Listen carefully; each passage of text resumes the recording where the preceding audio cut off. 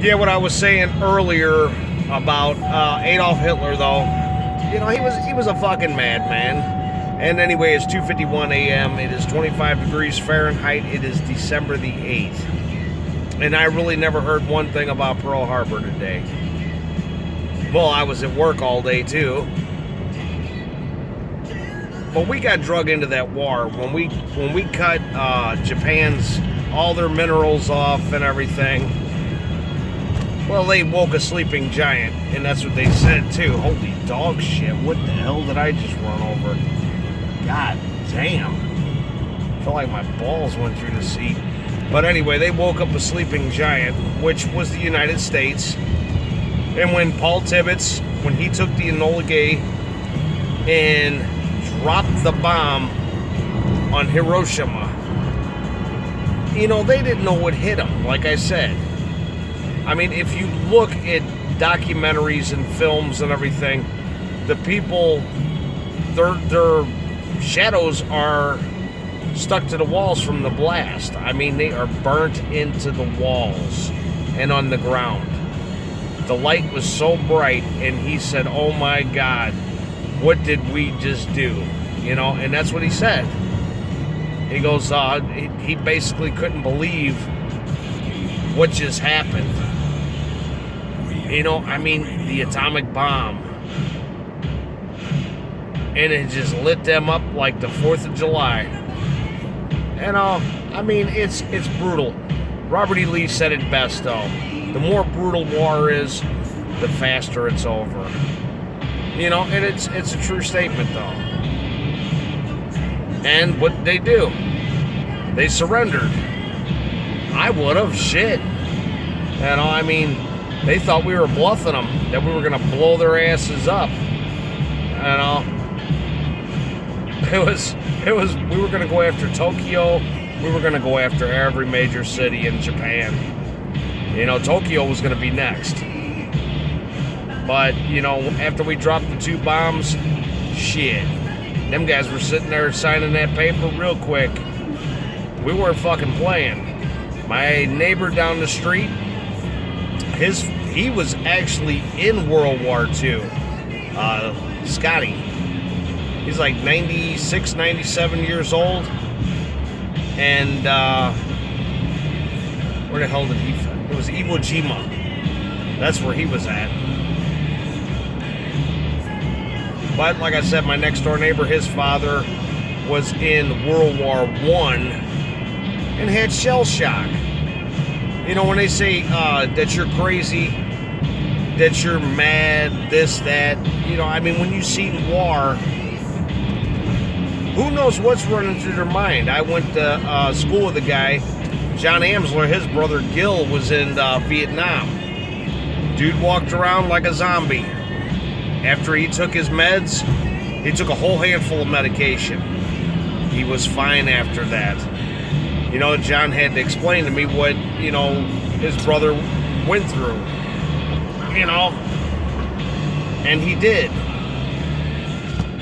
There's a few other people I know whose fathers were in Vietnam. Marcus, his dad Earl, he was in Vietnam. He showed me what they did to him. They tortured him. They pulled his fingernails, toenails, everything out. Earl was a great guy. It's a shame that he passed away. He was a nice guy. And I promised one thing, that I would never tell his son that he was in Vietnam. He said, "Make me one promise that you will not tell Marcus that I was in Vietnam." And I promised that I wouldn't do it, and I stuck to my word, and I wouldn't tell him. That was his dad. He was a nice guy. There's a lot of nice people in this world. Just a lot of times people don't take time out enough to get to know people. That's just it. There is no communication anymore in this world. None. Zero. Zip. Zilch. People are too busy on their phones. I'm on my phone right now. I'm not holding it up in front of my face or anything. I'm just expressing myself, which I can. That is, what's in the Constitution. You know, basically, you can express yourself. I'm not offending anybody. I'm not saying anything bad. You know, but if people would just communicate, like you know, that cop that just got beat up too. That's another prime example. Communication. Undercover police officer gets beat up by 4 fellow officers. Oh my! What's this world fucking coming to? Race relations. That's just it. You know, nobody wants anybody to get along, and they don't. And I'm just saying from my point of view, my perspective. If people can't get along anymore, if people would be colorblind, that would be a good thing. Then you wouldn't be able to judge. You know, when they say that he's prejudiced, well, you're prejudging somebody by the color of their skin. And you are. You're basically, that's what it is.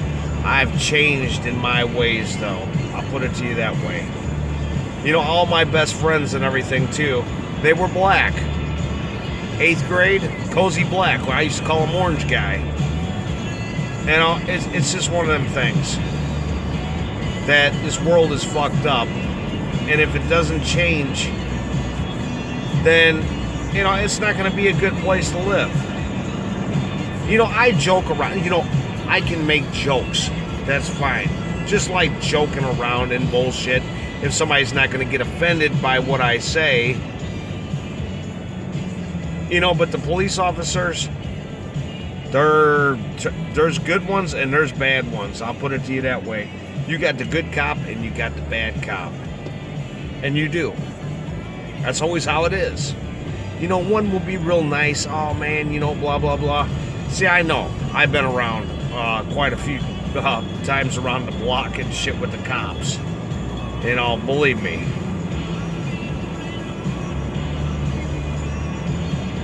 But it's just fucked up when you're judging somebody by the color of their skin when you don't even know them. You know, it's stereotype. You know, oh, it's a black guy. Hey, he must be up to no good. No, man, give everybody the benefit of the doubt. There is good and there is bad in every race. You know, everybody's always like, oh, the white race, you know, this and that. No, fuck that. That's bullshit. I mean, everybody is part of God, or part of whatever that created us. I'm not religious by no means whatsoever. I'll probably get struck by a fucking bolt of lightning now. But if everybody would take time to get to know each other, which it's not hard to do. If you can communicate and you can talk, you know, that's great. I mean, this white guy up at the post office a couple weeks ago, he looked like somebody I knew, and I said, hey, pardon me, sir, and he said, can't you see I'm in the middle of an important conversation? And the looks that he got because that I said that to him, pardon me, sir, you know, he didn't even let me even have a chance. He was just one of them, you know, rich, fucking yuppie, fucking peckerhead pricks, but he looked like a guy I knew. But I'll never know now because, you know, when you do that, you might as well just forget it. You cut me off, hey, fuck you. That's the way it is. You know, I didn't say no more to him. I felt like telling him to go fucking jump off a fucking bridge. You know, just being polite. I just said, pardon me, sir. You know, it's just fucked up. And if people can't get along and they can't change, then we are in for a fucked up world. And it is. It's been fucked up for a long time. You know, there is no love. There is no laughter anymore. Laughter's good for the soul. You know, and really it is. But anyway, that's all I have to say. I'm fucking ranting and raving and fucking gonna drive off the goddamn road. No, I'm kidding. I'm not even looking at. I almost said I'm not even looking at the road. Well, yeah, I am. But anyway, that's all I gotta say.